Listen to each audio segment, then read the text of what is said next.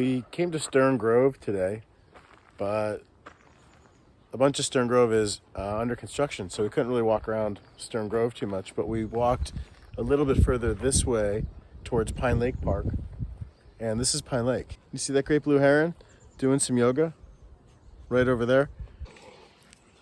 Kind of hanging out back in the trees here. Right back there is a tiny bird, one of the smallest ones you'll see out here. There's hummingbirds right over my head, but right back there is a Ruby-crowned Kinglet. These awesome little yellowish gray birds, frantic flyers all over the place. What else is back here? That's a song sparrow, I think. Surrounded by eucalyptus trees. There's just a red-shouldered hawk flying around overhead, and there's ravens. So many robins, wrens, Anna's hummingbirds, purple finches, all sorts of crazy shit here. How's it going?